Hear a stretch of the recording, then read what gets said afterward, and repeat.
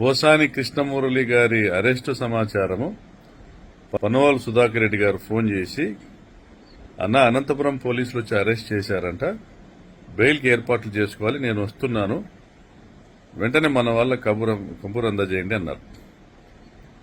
నేను వెంటనే అలర్ట్ చేశాను, స్థానిక డిస్టిక్ లీగల్ సెల్ ప్రెసిడెంట్ చేశాను. మరి ఇంత లోపలే కాల్ వచ్చింది, నోటీస్ పంపించారు. ఆ నోటీస్ చూస్తే పోసాని కృష్ణమురళి గారిని అరెస్ట్ చేయడానికి పోలీసులు ఇచ్చినటువంటి నోటీస్ చూస్తే 27వ తారీఖు అంటే 27/2/2025 సంవత్సరం అంటే రేపటి డేట్తో నోటీస్ ఇచ్చారు. ఈ రోజు అరెస్ట్ చేసి తీసుకెళ్లారు.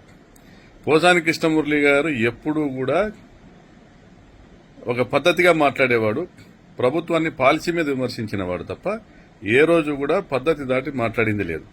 మరి ఆయన పైన ఈ 111 సెక్షన్స్, 353 సెక్షన్, 196 సెక్షన్ ఇవన్నీ పెట్టి నాన్ బెయిలబుల్ కేసు పెట్టి Sambepalli police, Rayachoti constituency Sambepalli police వచ్చి అరెస్ట్ చేస్తూ రాజంపేట కోర్టుకు తీసుకెళ్లేటువంటి విధంగా నోటీస్ ఇచ్చారు. రేపటి డేట్తో ఇచ్చారు. మరి ఈ దేశంలో రేపటి డేటుతో నోటీస్ ఇచ్చి ఈ రోజు అరెస్ట్ చేసే పోలీసులు చంద్రబాబు ప్రభుత్వంలో తప్ప ఎక్కడ కూడా దొరకరు.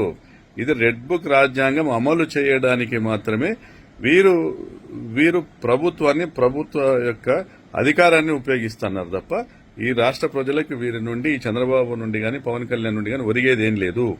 ఇవాళ పవన్ కళ్యాణ్ అసెంబ్లీలో మాట్లాడుతూ ఒకటే అన్నాడు, ఏ విధంగా అయితే ప్రతిపక్ష పార్టీ నాయకులు ప్రభుత్వంపై విమర్శలు చేస్తారో వారందరినీ కూడా అణచివేసేదానికి మనం ఒక తీర్మానం చేయాలి, సోషల్ మీడియాను కట్టడి చేసేదానికి తీర్మానం చేయాలని అన్నారంటే అసెంబ్లీ సాక్షిగానే పోసాని కృష్ణమురళి అరెస్టుకు కుట్ర జరిగిందని తెలియజేస్తా ఉన్నాం.